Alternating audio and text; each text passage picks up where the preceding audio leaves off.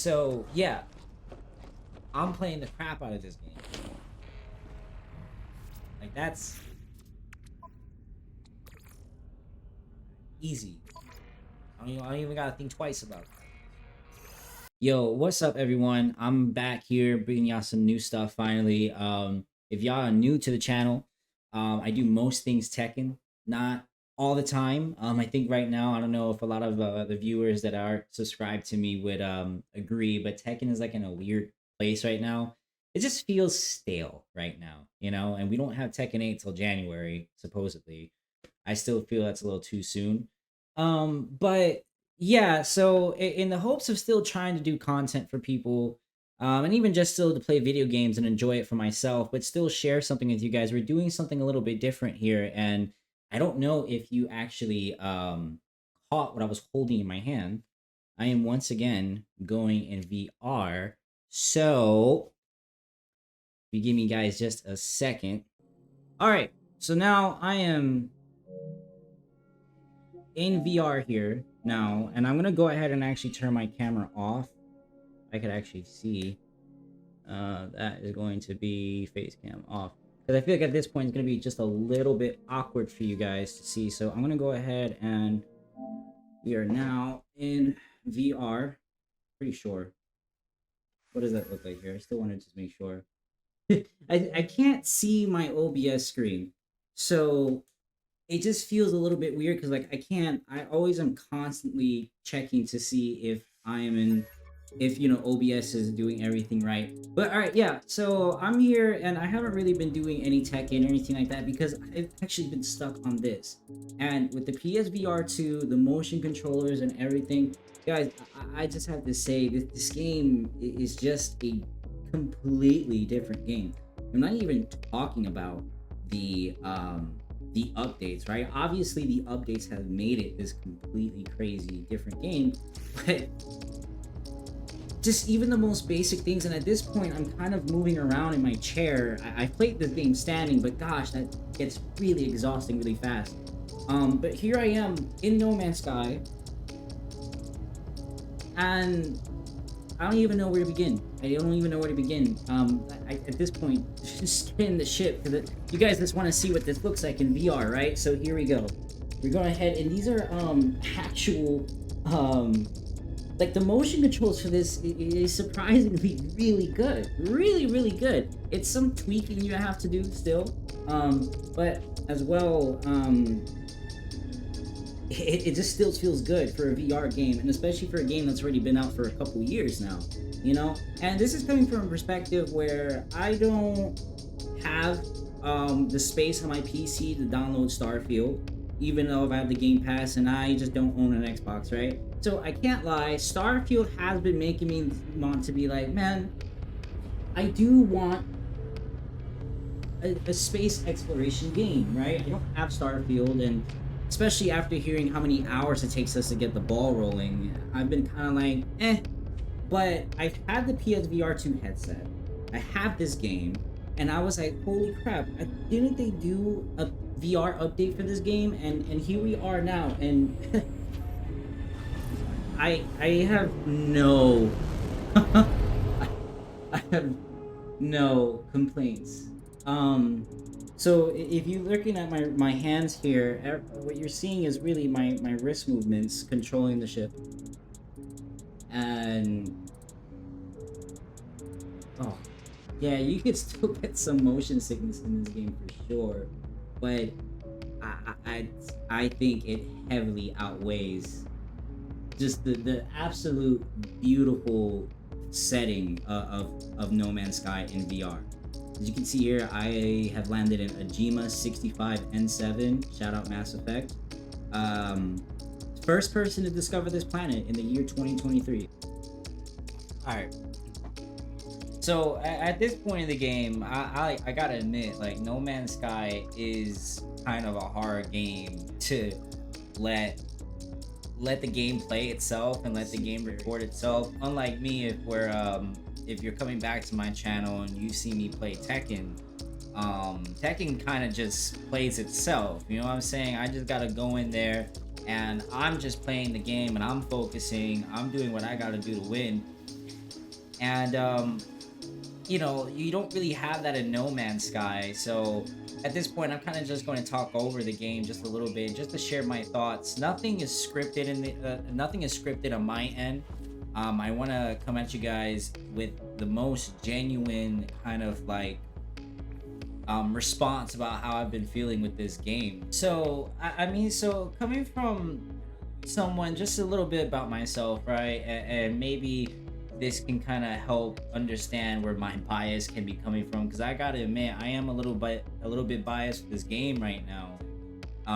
Only because of the fact that when I was growing up, I wanted to become an astronaut, and I wanted to work, you know, really hard and work for NASA one day, right? In hopes of actually exploring planets. And, you know, let's just say I had a wild imagination as a kid, which we all did, you know. And sometimes it's good maybe for that imagination to not leave as a kid. So props to people who still have that wild imagination, because we wouldn't have what we have today with some of the most amazing things in technology, and especially gaming, right? But back to No Man's Sky. Um, yeah, back to No Man's Sky about myself. Yeah, I wanted to grow up and do this kind of thing as in real life. And you know, of course, life happens, and you know, we do what's best. We do what's best with what we got. And No Man's Sky updates with VR, and this is like, holy crap! Am I like sort of virtually living my dream right now, with VR, thanks to PlayStation and No Man's Sky? Because this is a little bit crazy right now. And man, it's the I don't know if people have watched the game or excuse me, if you guys have watched the movie Interstellar with Matthew McConaughey. If you guys are a fan of Christopher Nolan's movies, and especially Interstellar, and you guys do game, I think you guys will feel right at home in No Man's Sky. This seamless immersion of landing in and out of planets, and resource management, and just really the unscripted, unpredictable nature of the world around you. You never know what's gonna happen. You never know what's gonna happen. Like, I have a general plan of what I want to do in a session of No Man's Sky, but 9 times out of 10, 99% of the time, it never really goes that way, right? And it never winds up actually going down that way. And I'm never mad at it, because I always wind up finding something new, something that I had no intentions of even finding, or something that I had no idea that it was in the game. And um the absolute freedom that the No Man's Sky that has been providing, with just going, truly going at your own pace.